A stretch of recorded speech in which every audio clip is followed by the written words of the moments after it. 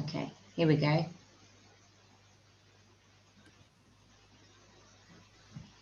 Yeah, you should be able to record. No, it says please request permission from the meeting host. Okay. Ah, it says it's recording. What? There we are. Okay. The technicalities of things. How are you? Very good. How are you? Oh gosh, I'm really well. I'm feeling really positive and excited. I'm having some funny palpitations though in my heart.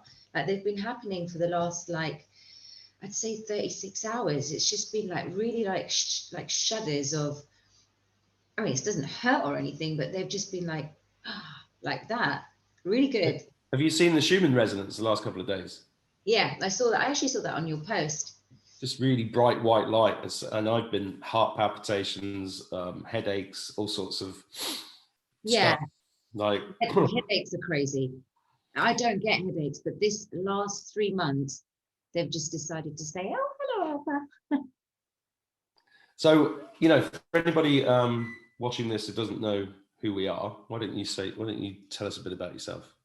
Me, gosh, Mark, I've been on this journey for quite some time, and I sort of decided to the awakening journey, and I decided to pack the courage and speak about it, because I realized that there was just so much suppression, cognitive dissonance, and when I was speaking about it with people, I just couldn't understand how they reacted. So it propelled me to speak to Charlie Ward. He was the first person that I sort of thought, I need to speak about this with no agenda. I didn't realize where this would go, but I had this compelling need inside of me that I must speak about it, almost like a calling. Yeah, I know that feeling. Yeah, like this, I couldn't just sit and shut up about it. And members of my family would be like, can you just stop this nonsense, ALPA? This is just all conspiracy theories. And, people have watched me in all the other shows, they know this story anyway. But for people who are watching for the first time, there was just this moment where I thought, no, I have to say something. Anyway, one thing led to the other, and here I am speaking to you. And, we're all in this truth movement. And what is truth? What is truth? Right? We keep saying the awakening journey, all these labels that are sort of banded around at the moment. There are varying degrees of people who are at different stages of this alternative rhetoric now that people like yourself, myself, are sharing. Yeah, we're not saying that we're the messiahs or that we're right or anything, but we're sharing information and actually going inside, to be able to discern, decipher that, hang on a minute, everything that I know has not been true. And I have had this feeling for 10 years. So I felt very isolated in my kind of friendship circles. I would talk about all this spiritual stuff and be kind of like pushed aside, thinking that she's here she goes again with her numbers and sacred geometry, etc. But it was pushing me to go inside, to deal with so many variants of who I am as a person. All this questioning was just going on. And you and I both know where we are right now in this cycle of this movement. We've evolved so much. We've learned so much about ourselves. We've made some great connections along the way. And yeah, like I said, I feel incredibly excited, Mark. Have you noticed time speeding up? I feel like everything's going unbelievably fast at the moment. It was March yesterday. Huh? It was March yesterday. Yeah. I mean, I was talking to my son earlier, and I was like, he was like, it's 6 months since this thing started. I spent 6 months at home. I know, and I was like, I know, it's nearly November. It's the election in 2 weeks. I know. But these last 2 months are so important, Mark, for sure. We've got a lot of planetary energies that are happening, and I'm no expert, I'm not an astrologer, I'm just a normal person trying to navigate myself and my way around this spiritual journey and all these kind of inner intuitive downloads that I call them, that I'm getting. So I'm running with it. I actually love the chat you and JCK had. She's phenomenal. She's really, really good. And I think, a lot of people will really gravitate towards her because she's talking about stuff that is so that's from other realms, and people don't actually acknowledge that. It's kind of considered a bit woohoo, and I have been in this journey for quite some time, so I'm familiar with everything that she talks about. Same here. I mean, that's when I first saw her video. I was like, oh, I know all of this stuff. Well, I didn't know all of it, but I resonated with it completely, which is why we ended up chatting so quickly. What I find really interesting is that I've spent years and years and years reading as many books as I can get hold of, looking at videos, finding people, and there was everything's kind of what's really interesting about people like you and JC and me and other people is that we're not saying we know everything. We're not saying this conspiracy, that conspiracy. It has evolved very much into like a sharing of personal experiences, and it's very much become a spiritual adventure. And it's quite extraordinary to think of the number of people that are online now, like we are now, talking about this stuff openly. And that's compared to even a year ago.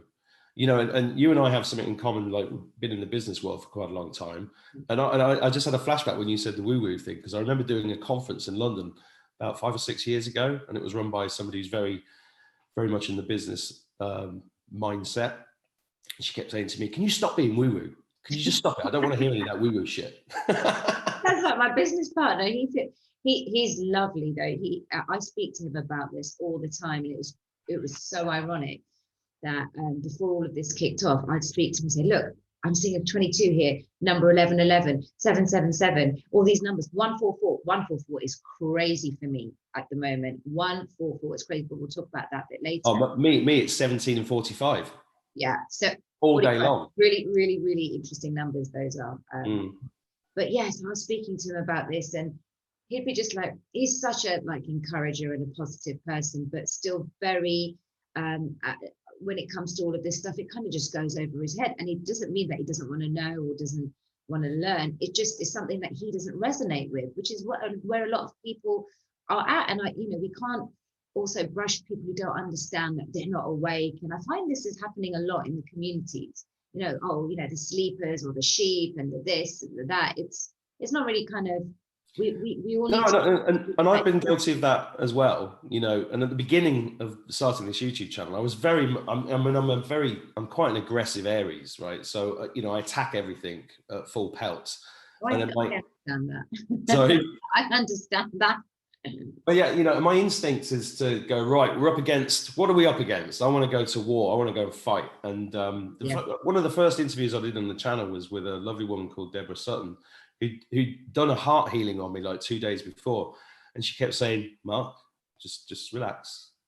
Don't engage with the matrix. And I was like, but, and then I was like, oh yeah, she's right. I don't need to do that. So I'm trying to focus on where we're going. And it's not like a competition, like who's the most spiritually aware and who's, and all of that kind of has just fallen away in a very short period of time. But I think there's a few things that I find really interesting. Like friends, lots of people are saying similar things, like friends have fallen away, family have fallen away, fallen out with people. That's like a common theme. A lot of my friends have just disappeared. And one of the reasons for that is, I don't know if you've had this, but I've had friends say, oh, you sound like you joined a cult. That's the first thing. And the second thing is, I just can't get my head around Donald Trump because he doesn't like people of a certain skin color. That's a direct quote from a friend of mine who lives near you, actually. You must have had a lot of that as well. I mean, people who've watched me in this journey as I'm evolving, like yourself, we're all evolving. And this is, like you very correctly said, this isn't any kind of competition. We're not people that have all the answers. We've just spent a lot of time researching and have managed to kind of wake up and understand it very quickly. So we've been up against this type of energy against us, where people are like, what are you talking about? And Donald Trump. I'll come on to Donald Trump in a second, but one thing that and I'd like to say to everyone listening to this, is that we are going towards some really amazing energies. Yeah, this unity consciousness. I myself, like yourself, was very frustrated with people around me, and I was getting angry inside, but that's nothing to do with the people outside. It's to do with what's going on within me. And this is why I say go within, go within. If you can't go outside, go inside. Yeah. When we had this lockdown, there's a reason why everything is happening. Whether we have the most correct spiritual explanation for it, because we're a healer, we're a psychic, we're a medium, we're whatever, or if we're on the other side of academia, but yet we're connected to a higher dimension, we all are in this together, and we're evolving. And wherever everyone is, like, let's take the pressures off ourselves, and I found myself getting angry and, like yourself, feeling a bit disappointed. So I was checking within myself to see where in my life I need to do more healing, where you can be totally balanced, where people like this come against you. So just about 2 weeks ago, I started getting into this momentum of, like, everyone is where they're meant to be. Yes, it's frustrating. Yeah. It is frustrating.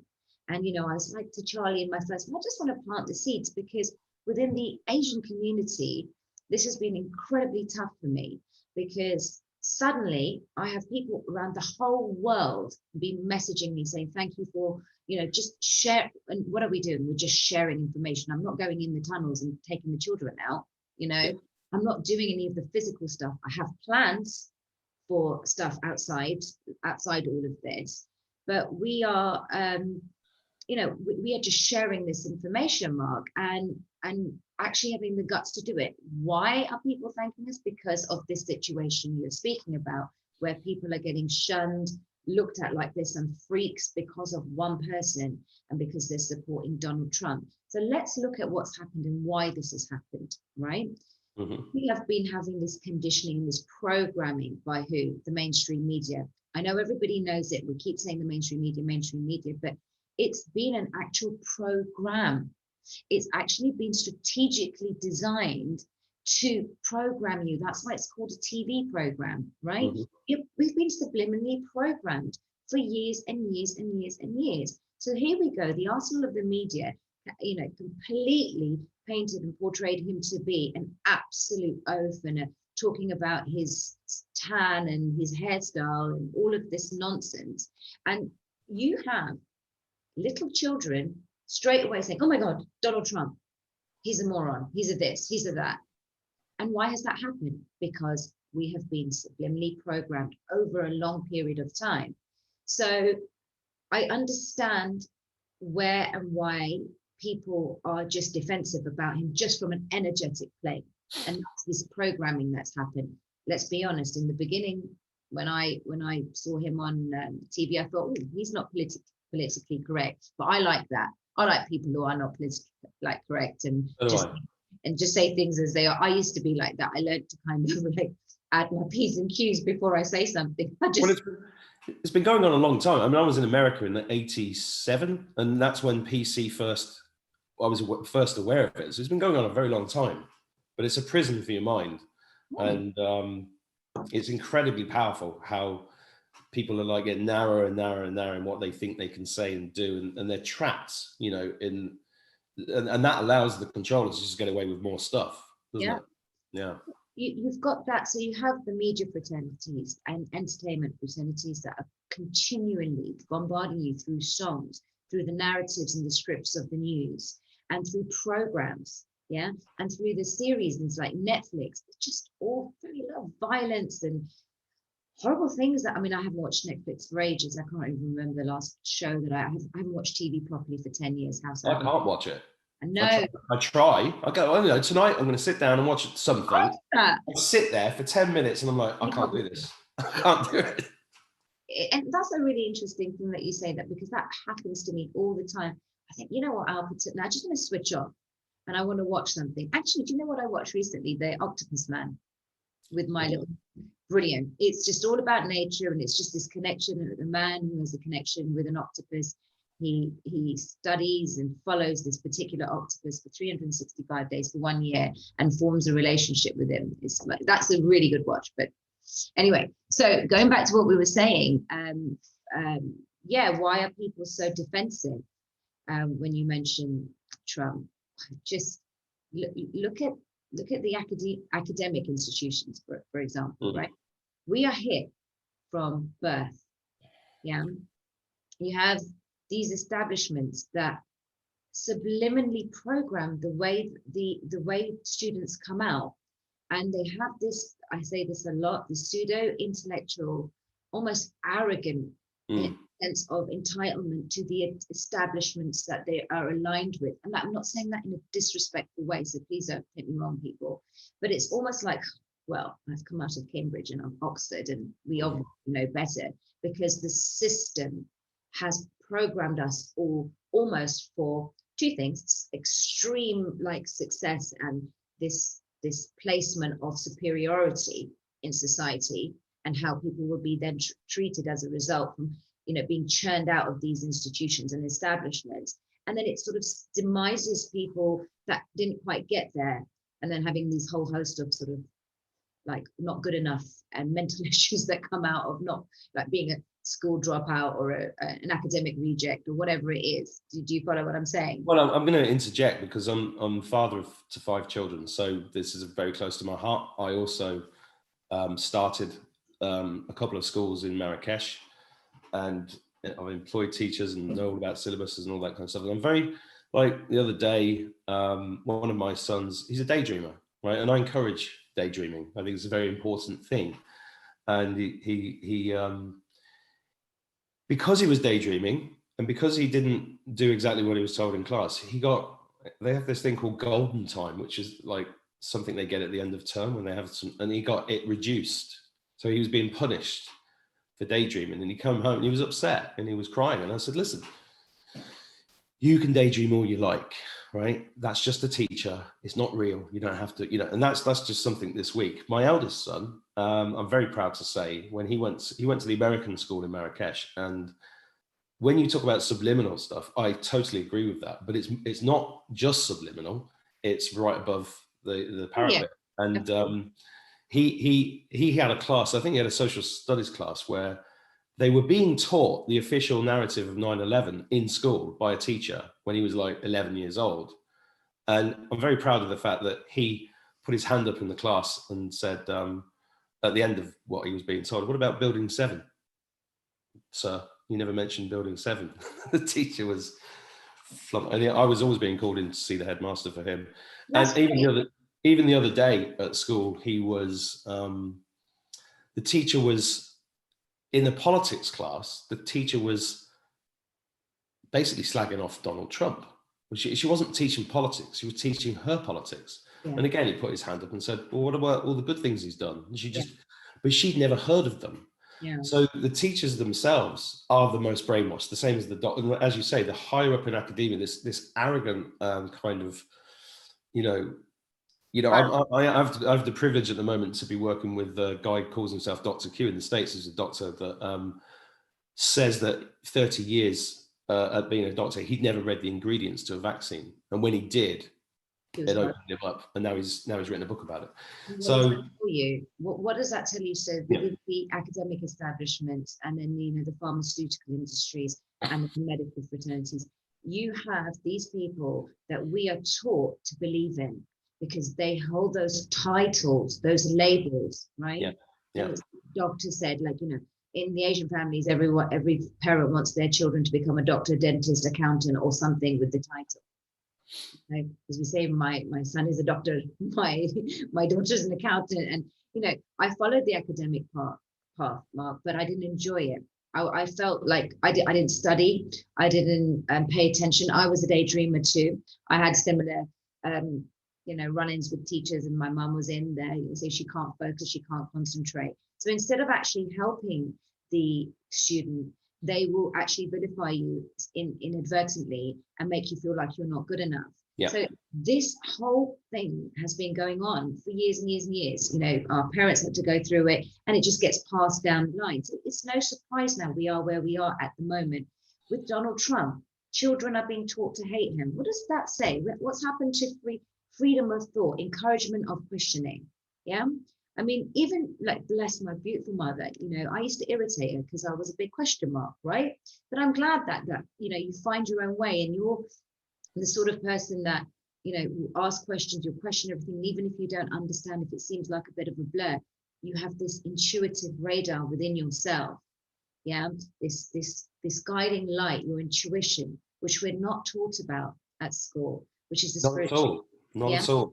No. and you know, and I come from the Sanatana Dharma, known as the Hindu background, and you know, where meditation, yoga, going inwards is so a part of, or should be a part of our daily lives. But even within our own Asian communities, we're so far removed from the gift of spirituality that we're born into within the Vedas and the teachings of the spiritual practices. And I'm finding my own way. I don't know anything. I say to everyone, I know nothing, but everything that I have learned has been from this inner compass. Yeah, that's guiding me, directing me. I get it wrong, I get it right. Sometimes, you know, I'm just finding my way. And with the children, if we're teaching them just contempt and one left brain way of thinking, this person is good, this person is bad, what are we going to be churning out? We want children to be vibrant individuals that have so much to offer us as humans, right, as adults. Yeah. And we just start suppressing them and making them smaller and smaller and smaller. And it's the system that does it. So then you've got I had a bit of a run-in with my health a few years ago. And I was going to the doctors all the time, just trying to figure out, getting a lot of brain fog, fatigue, tiredness. You know, I couldn't string sentences together. And it was 5-year running with the doctors, and they just kept wanting to, for every ill, give me a pill. So you say that the doctors, that your friend or whoever you were speaking to didn't even know the ingredients of what was in a vaccine. What does that tell you? They don't. Everything. Yeah, they are taught, not nutrition and health and about the immune system. They're taught to sell you those pills. Now, I'm not saying this for every doctor, and any doctors that are watching this, I'm not saying this to insult you, but my personal journey with doctor friends that I know, none of them could help me. It was this wonderful Australian lady who I worked with at a naturopath in Notting Hill. And that is where my journey to understanding the health and everything sort of spiritual and the health journey, all of that started around then. And I was like, oh my God, I had it so wrong up until now. Like my parents have had it so wrong. Yeah. But, you know, I totally relate to all of that. And I was just laughing to myself because the teachers arrive when you're ready. And I remember I was about 18 stone, full of cortisol, employing 100 people, really stressful business. And I was a heart attack waiting to happen. And I ended up going on a fast for a week on a farm in Devon. And I didn't eat for a week. And it changed my life. It was a deeply, deeply I didn't expect it to be. I drove all the way to Devon from Manchester, and I stopped the car, and I nearly drove straight back. It was incredible. I was like, I don't want to be. What am I doing here? How am I not going to eat for a week? And then I learned loads about health. But they are connected. You know, if you're eating the lights, as I call it, you know, I'm looking at my garden. I'm looking at my 7-foot chard plant right now as I'm saying this. If you eat the light, it changes you, and it's part of that process. And one other thing I wanted to mention is that there was a guy I had the privilege to meet a guy called Stephen, who was known as the Barefoot Doctor. Have you ever heard of him? No. He died this year, unfortunately, but he taught me something about intuition. And there's this muscle here, you know, this top muscle here. If you press in there, and you press just behind the ear, and you press here, and you do it on both sides, it increases your intuition. And when he taught me this, I was like, what's he talking about?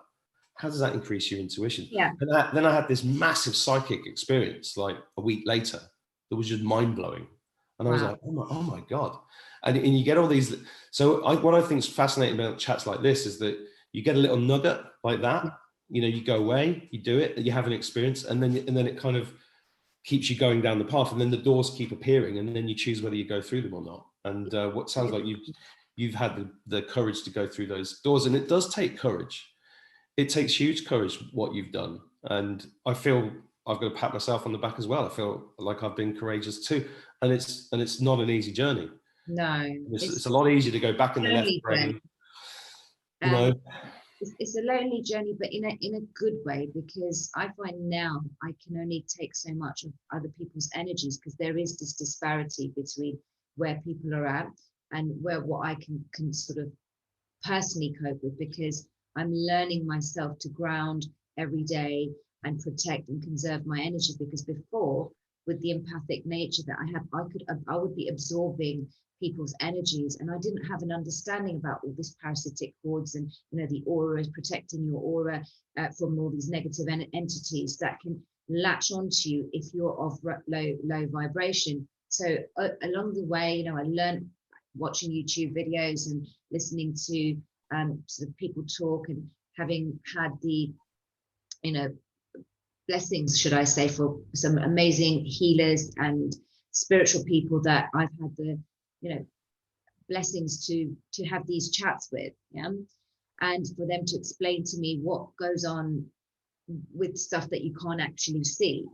So it's this mysticism that I found very fascinating, and understanding that yes, this energy, when you feel drained around certain people, when you feel uplifted around certain people. So I started this journey of trying to manage myself around being okay and protected wherever I go.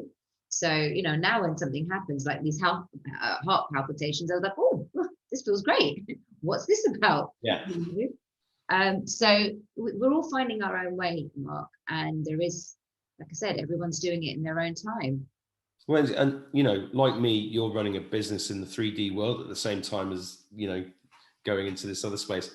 I find that I was having a call earlier with a friend, and she said, "Oh, you're in business mode," and I went, "Well, I've just had a business call." Kind of like it's like flicking a switch between one and the other, and having that protection is really, really important, I think, to discuss for anybody watching this, because we spoke the other day, and you'd just been pushed by somebody at the vets because you were too close to them, right?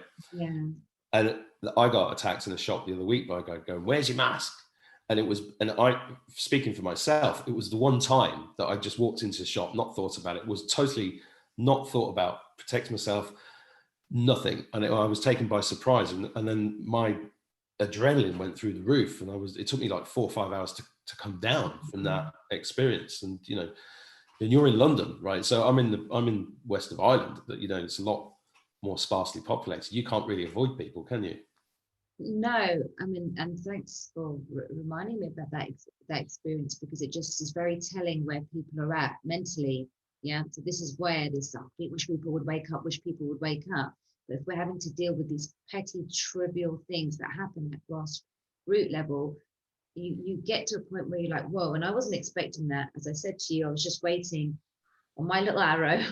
Yeah. And he didn't feel that it's because I didn't go the right way round in the queue. So I must have just walked past him. So he got a bit of a hump because I did that. Because I could see him making like these gestures, like, like, don't go that way.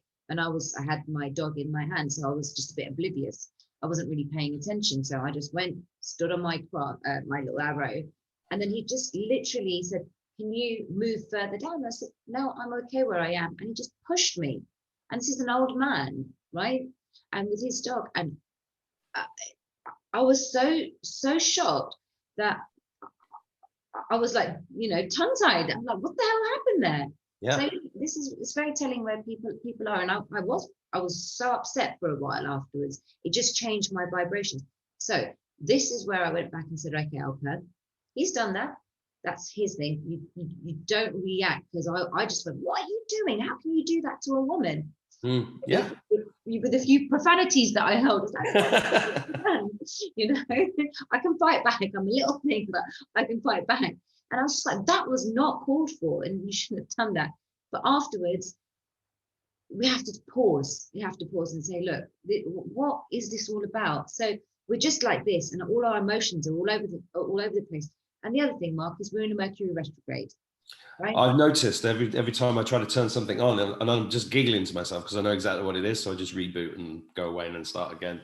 I've got to bring something up, because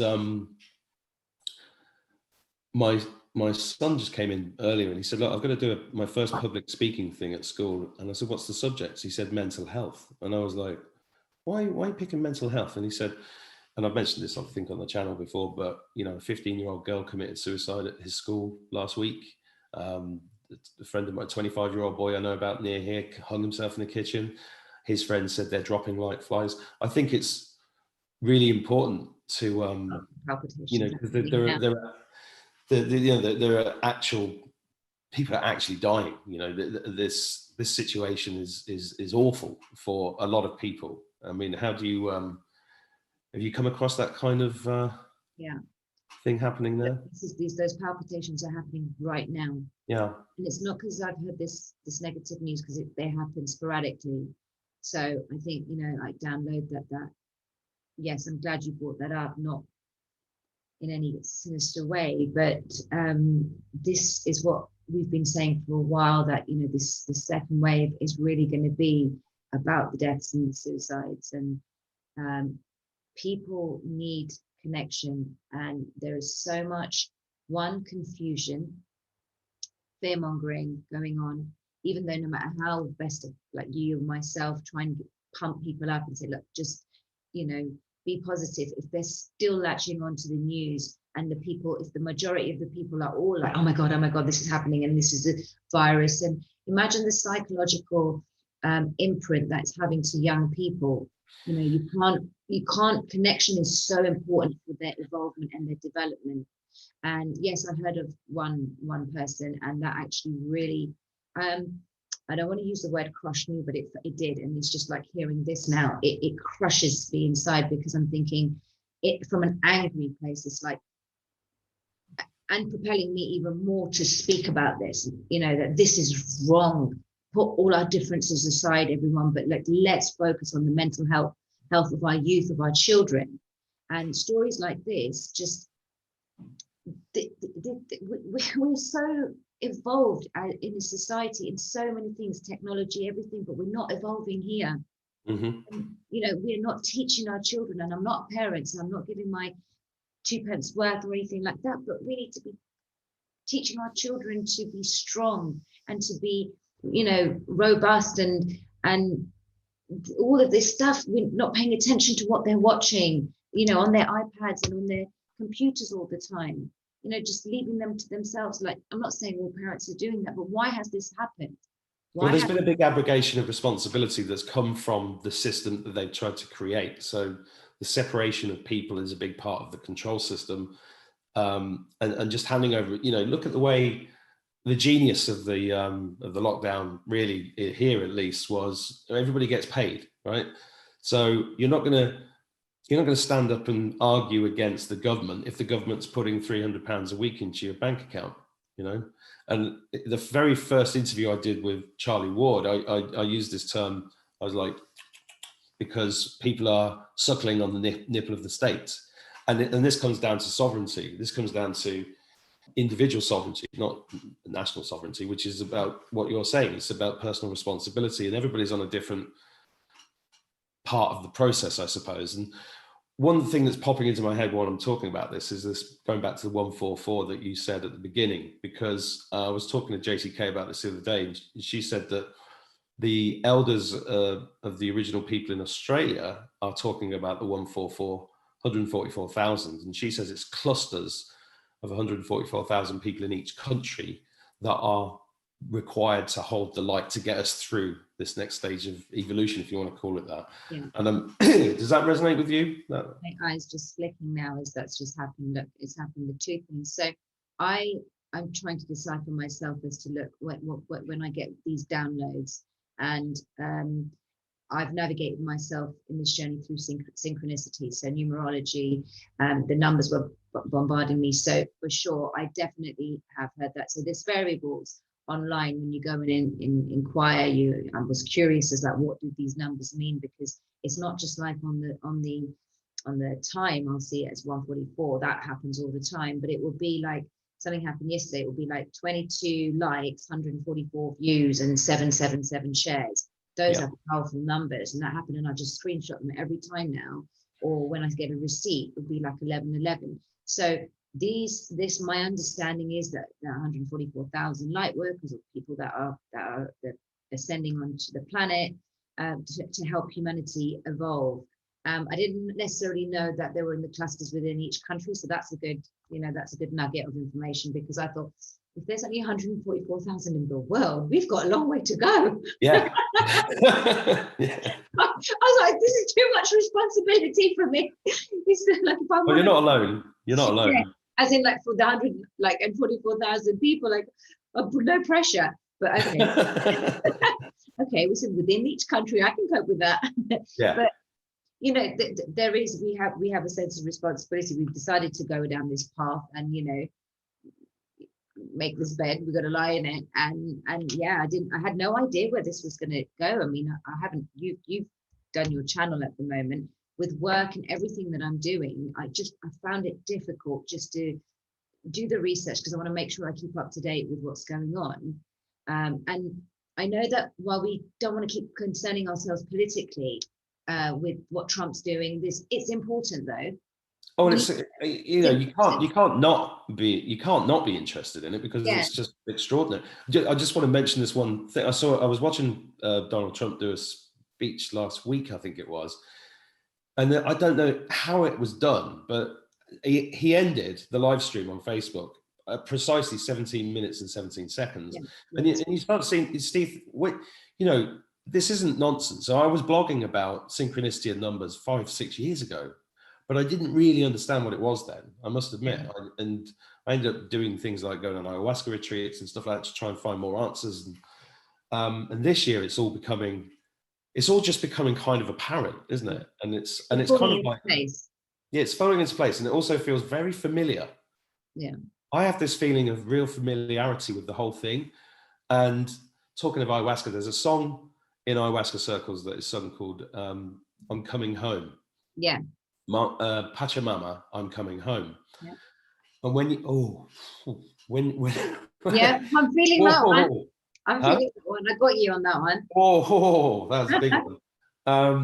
And I'm running everything that I do. As if I'd watched you say that maybe 5 years ago, I'd have gone, she's, what is happening to me?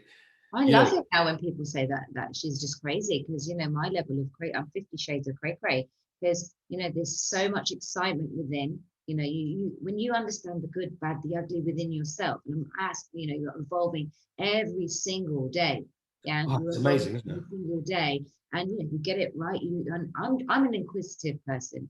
I'm a dreamer, and I love the the esoteric world and all these synchronicities. It just fascinates me. Same here. Put in these microscopic units within our families, within our networks, within the infrastructure, that people that we are around. So I followed academia, hated it, right? I wanted to go into more creative stuff. I wanted to actually be an actress, a theatre actress. Well, luckily I didn't really go that route. Well, I used to run a theatre company. We have a few. I'm just going to tell you this actually. The nicest thing the nicest review I've ever had for anything I've ever done, I got yesterday, which was about one of my poems, and it was written by a woman called Angela, who's a wonderful woman, who was Harold Pinter's PA for 30 years, and she said, "Pinter is proud of you." Oh. And I nearly cried when I read. I feel like I'm crying now. It's just amazing, and just amazing things like this are happening. And one of the reasons why sometimes I go, what are you doing? What on earth possesses you to go and record a poem and put it on the internet, Mark? Oh, I love it. And my kids were like this at the beginning, and in a way, I'm doing it to show them that even a 51-year-old fart like me can go and be creative. 51, I thought you did look a day older than 20. Au contraire, Blackadder. And it's important for us to, I think, you shine like a light. I've watched lots of videos of you, and what you're saying, you probably don't realize it is courageous in and of itself, because it's just those little moments that make somebody else watching this that go, it's okay. That's the feedback I keep getting. It's like, thank you. I feel okay now. And I'm like, well, what did I do? I didn't think I did anything. I was just talking about emotions. I was talking about, It's validation, right? And ultimately, when you've gone on in your life without any kind of validation while you're growing in your infancy, that's sort of your psychological most important times when you're developing, and validation is like, for whatever reasons, whether it's at school, right? Like, so the situation with your son, daydreaming, there will be something like a nugget within him. It's like, oh no, I'm not good enough. It's down to the parents then to kind of lift that up and make sure that it's ingrained, that he doesn't grow insecurities from that. See, when I was growing up, and the teacher was in a very competitive school, and I wasn't really bad, but I wasn't the brightest. I wasn't an A grade student, and I hung around with all A grade students. And the teacher to sort of say something to me like, you shouldn't be sitting at this desk with them because you're not clever enough. But even the word, ALPA, that you just used, proves the programming. You said I wasn't the brightest.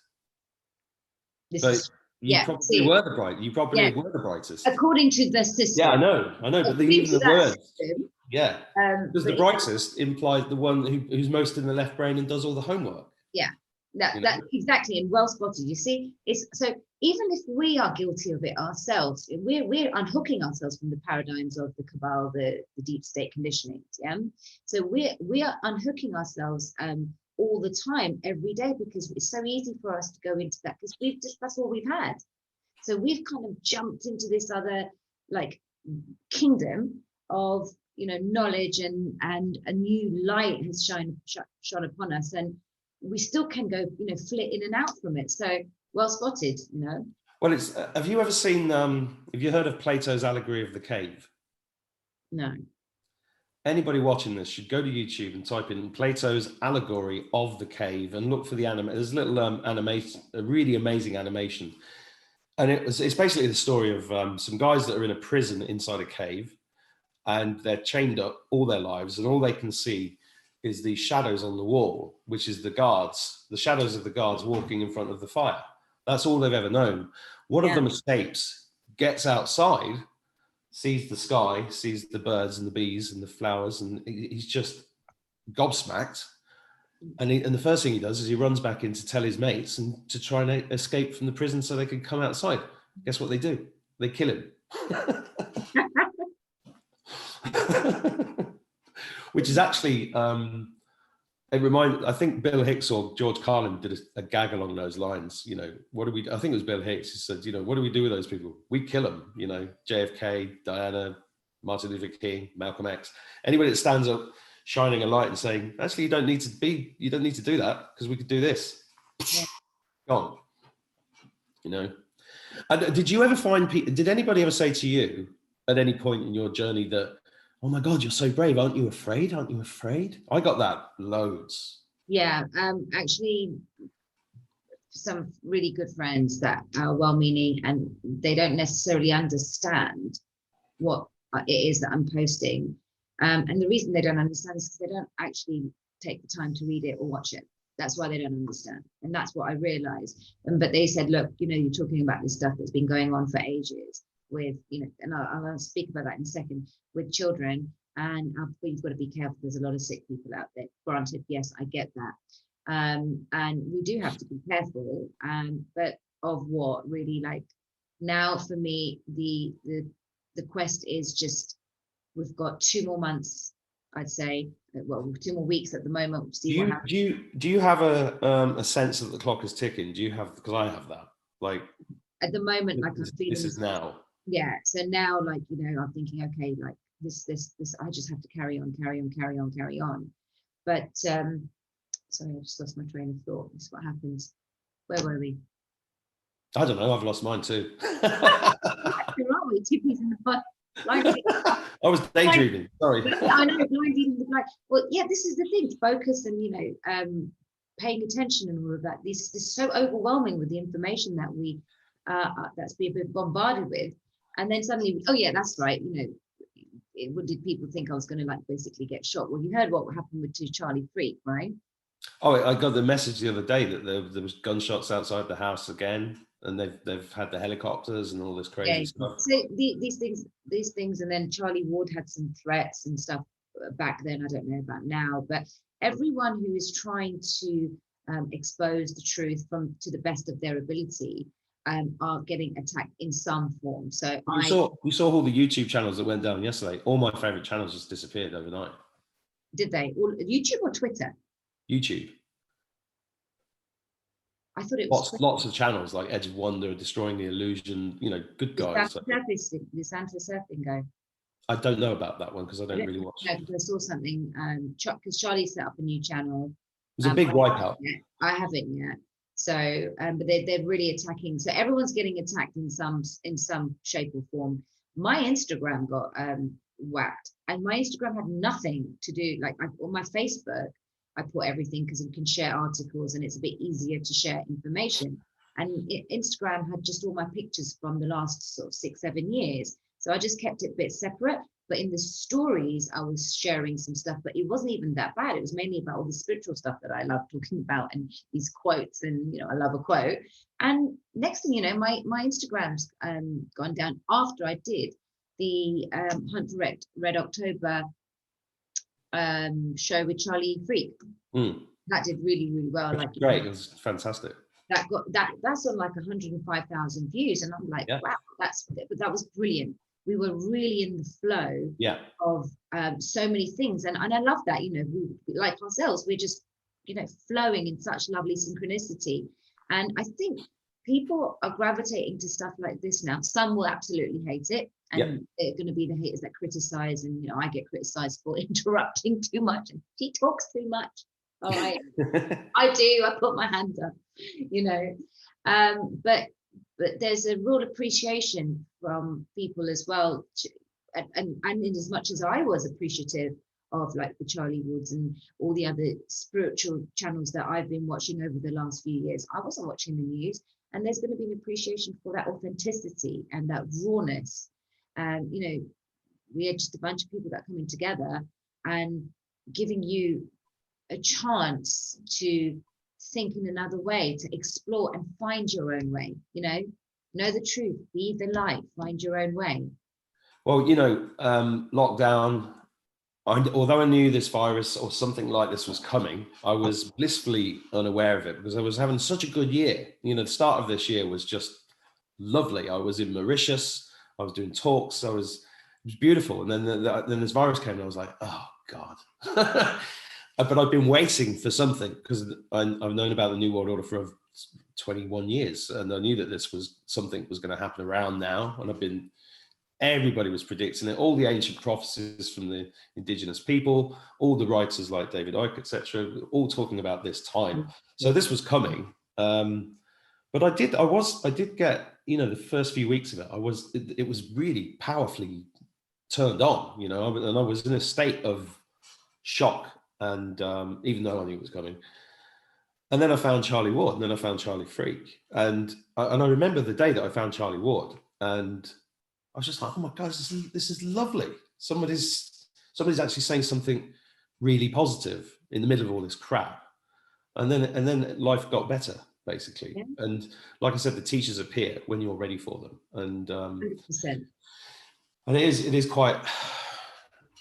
What's the word? It's beautiful, but it's humbling. But it's amazing to be able to share conversations like this with people, because if enough of us do it, the activation that happens inside people, and these changes are profound, a bit frightening, beautiful, but also we really are going into an incredible future. And because I've got 5 kids, I'm saying to them every day. Unfortunately, they've chosen to go to school, and my girls especially have to wear masks, right? So if they get in the car, I'm like, take the mask off. And I say to them, look, as they get out of the car, I'd say, be rebellious, question everything, including this. And they are listening to that, which is lovely. And I, as you said earlier about the children, it's really tough when you're seeing them go through this, and you know that lots of them are getting depressed on the quiet and stuff like that, but it is their journey as well. And what I'm looking at my kids, I said to my son, you have no idea what's coming, how wonderful your future is going to be. You just got to hold on in the meantime while you're here. That's amazing. And it's Mark. It's amazing advice, and I think that spirit and that inner tenacity that you have, and yeah, you have the good days, the bad days, and I think your journey about what you mentioned, that at the beginning of March you knew about this new world order for quite some time. Someone like me who didn't follow any kind of conspiracy theories or anything, I was ignorant to all of this, yeah, because I had zero interest in politics. Everyone was asking what was going on in the UK.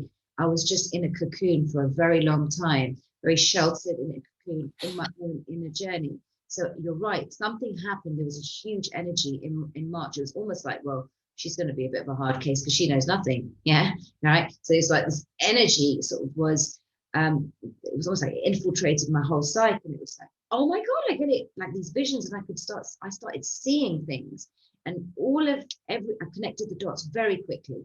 Like I was even in a shock, right? I wasn't in a shock about the children, a real shock, which had me bedbound for 2 to 3 weeks. Oh, it's unbelievable, yeah.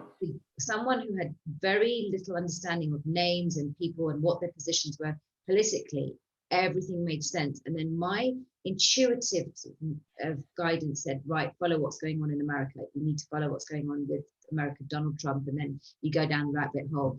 But it's so important that, wherever we are constantly like replenishing ourselves, because it's not the easiest journey. It isn't easy. And like you said earlier on, we're flitting from work to this. Charlie Ward said to me, sometimes he'll just, because I go into business mode when I'm speaking to like clients, and it's very good, and I get very serious. Yeah. And I'm like talking about all sorts to do with business and commercial and properties, whatever.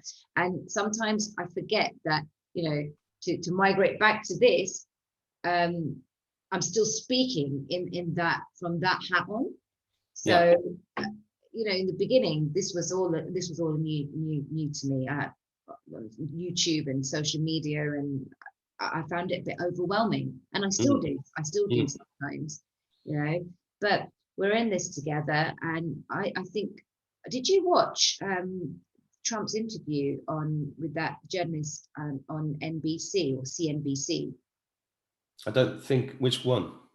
Yesterday. It was yesterday. No, I didn't know. Yesterday, I didn't have a minute yesterday. Yeah, it was a powerful one, and she's like saying, "What do you make of this this Q movement?" And like, what is your take on she's always talking about this white supremacist, and and he's saying, "You're always going and attacking me about that." So it seemed quite, I won't say staged, but the interview was directed for him to be questioned about Q, and he said, "I don't know anything about them." She's like, "Oh, they're a bunch of people that are claiming there's a lot of satanic pedophiles, and everyone's involved in all these satanic practices, etc. And what do you think about that?"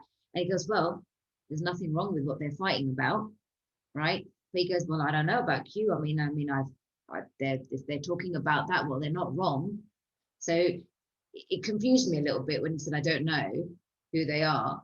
Well, he said that before when he got asked about Q about a month ago, didn't he? Yeah, and he said that. And then he said, "Is that a bad thing?" I realized, okay, I see what you're doing here. Yeah. So,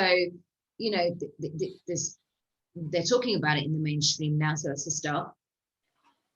Well, yeah, it is. Do you not feel annoyed that he's not saying, "Yeah, I know"? Yeah. Yes, I did feel that a little bit yesterday. Yeah. So listen, I've got a question. Right, my kids, well, my daughter especially, will get in the car and she'll say, "Trump's a paedophile. Trump's a racist," right? So I want you to do an answer to her question, so that I can fast forward to this bit and say, just watch ALPA, what she says. Sorry, I did put you there. What you want? So I want to be able, when next time my daughter comes in and says, "Trump's a paedophile, Trump's a racist, Dad," I want to be able to say, "Well, listen to what ALPA says," and I'm going to fast forward to your answer, because she won't listen to me, so she might listen to you. She might listen to me. Oh gosh, no pressure. I mean, how old is your daughter? She's 14. 14. See, I had a situation with my 6-year-old cousin sister. She's 6 years old, and she's like, "Oh, I'm so glad Trump has got coronavirus because he's a mean man, and I hope he dies."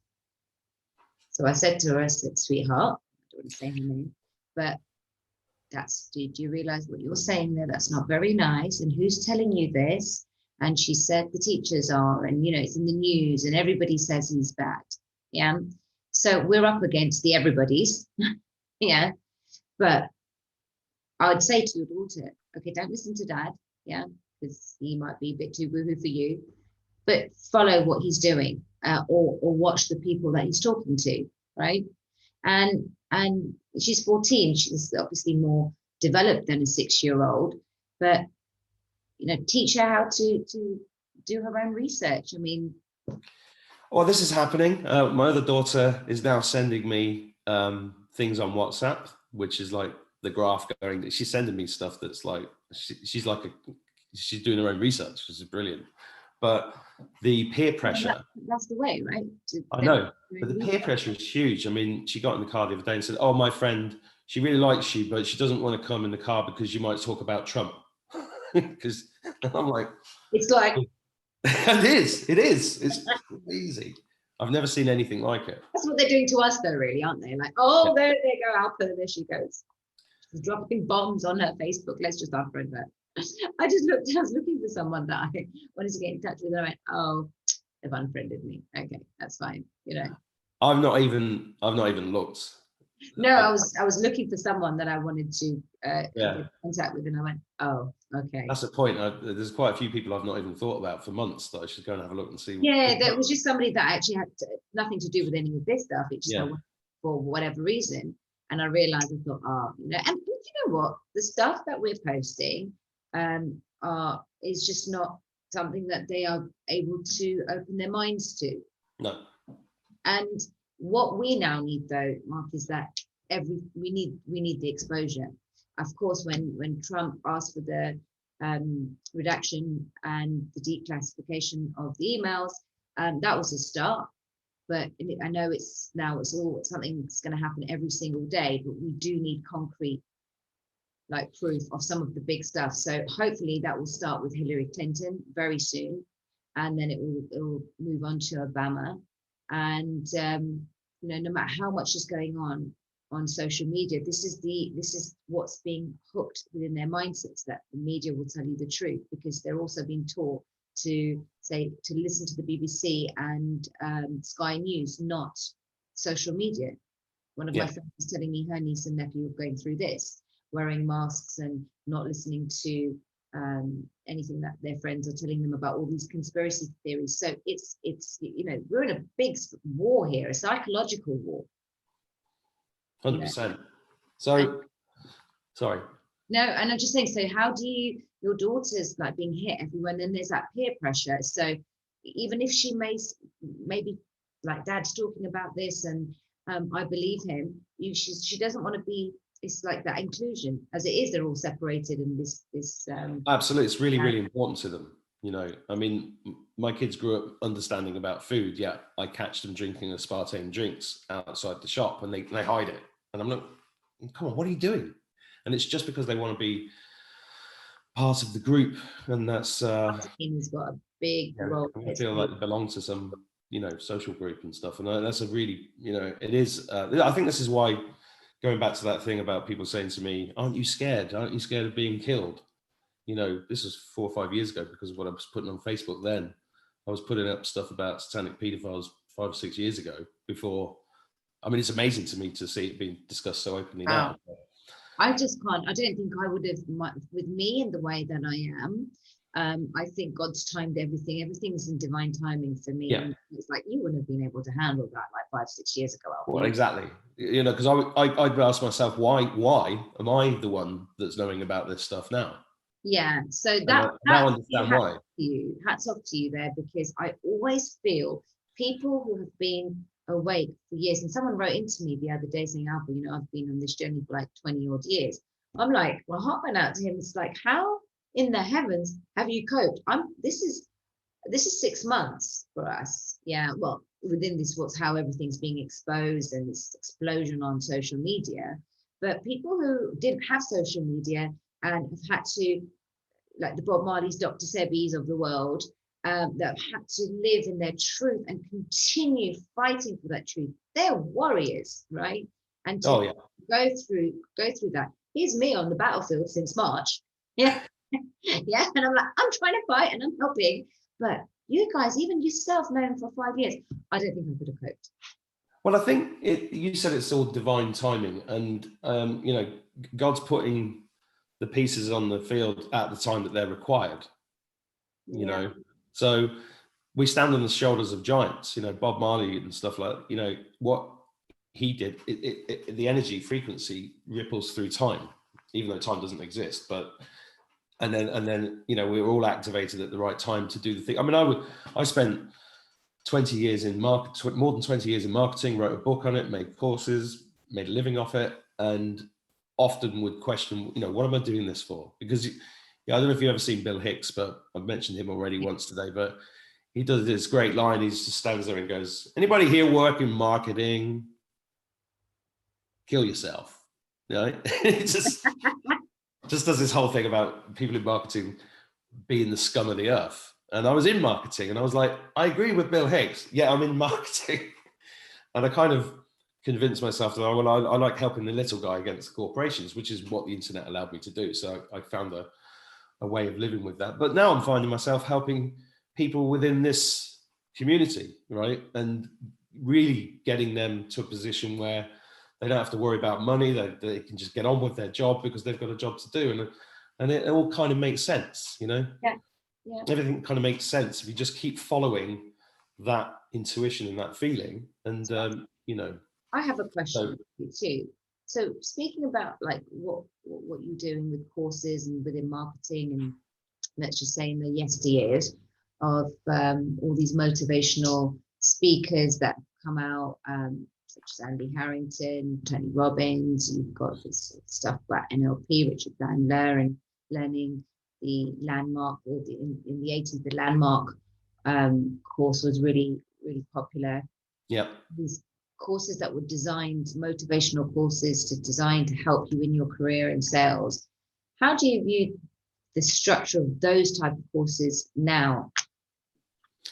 Well, Are they no, it's interesting you say that, because I started teaching internet marketing, I think it was in 2008. And back then, hardly anybody knew anything. I mean, I was a pioneer in SEO, pay-per-click, YouTube, Facebook. I was using all these things when they were brand new. And I'd spent a lot of money going to events in America and all around the world.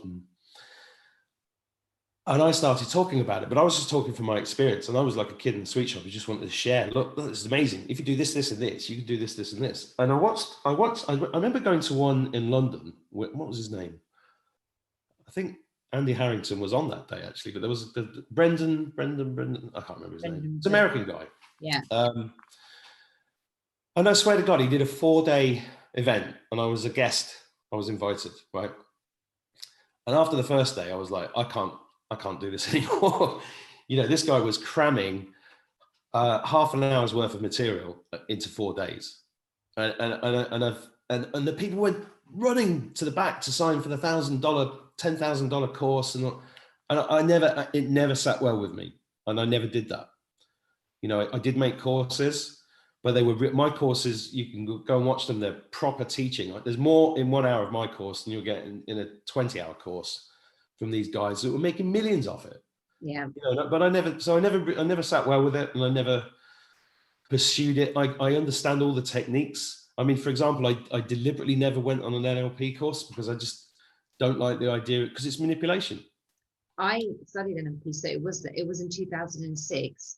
It was Andy Harrington's course that I went on to, and I was just, you know, really doing quite well in my career at that time, and I just wanted to enhance my sales skills because I was a part of a new startup where there was only 5 of us, and then you know, we grew to having like 500-600 people in the company. It was such real growth, and in terms, it was like finding my own way, teaching myself. So I didn't go through endless training courses or sales techniques, etc. I had a choice of working for like some of the big banks after graduating from uni, which now I know why my energy was rejecting it.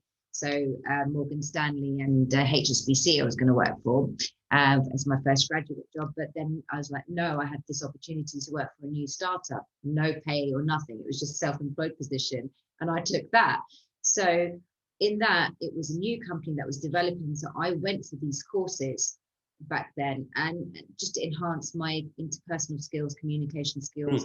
You know, I was a business development manager, so I did a lot of one-to-one B2B, and you know, I took nuggets of information from it. However, I remember specifically from, I've done two, so one with this guy. I'm not going to mention the other person, and they're great. They're doing something good. They're going out there, speaking to people, trying to get people to feel motivated. But there was something energetically that didn't sit right with me. Yeah. So I found it fascinating, you know, how you could like read people's body language. And I never knew about this because I know NLP now is of this cabal construct paradigm. Well, it doesn't surprise me to hear that. I repelled against it all the way through. I had no. Inside, I was. It's interesting we're talking about this because inside I was. This doesn't feel right. And when you're going through your own sort of like trials and tribulations in life, you think, right, well, where am I going wrong? Let me try and improve myself. So I want to take responsibility, and I want to develop, and I want to get better in my skill sets because I'm working for myself, you know, and I want to constantly improve. And you're investing in yourself, right? You know, you're continuously developing. But energetically, NLP never sat well with me. And then this whole like, let's swing off a tree and walk on fire and all of that kind of stuff. It's great. It just I just felt, and I never said anything when it was just a thought that I had in my head that it kind of set most people up for a fall. Yeah. When they walked away, because you're not gonna, I know it's psychologically doing something where you kind of like are pushing past fear and certain boundaries. I get some of that. So, you know, I'm not knocking any of these ones, but I don't know how many people of these courses where you go, where it's an arena full with so many people, how many people come out as the next success story? Very rare. And as we know, now that we were led to believe, like the Mark Zuckerbergs, the George Bezos, and all these people that have made these big, you know, this big impact in the technocratic world. It's all fake. They're planted, right? Yeah. And even Richard Branson, and all these stories were designed to suit a narrative that keeps create this fantasy inspiring. It's exactly the same as the lottery. It's just a fantasy, you know. You've just reminded me that I did go to one in London once. I'm not going to say who it was, but I couldn't believe how many people were in this room and how they were screaming, you know, and the guy wasn't saying anything. They were doing all that stuff. And I was like, what the hell yeah. What's going on here? Get a hell yeah. Yeah, all that stuff. I did it, you know, let's do that. Look this way, now look that way. Now do it with your eyes shut. You've gone for, and then go and have the person next to you. All that hugging stuff. And I'm like, what's going on? So he got on stage and he said, I guarantee if you sign up for this program, you will make £1 million more money next year.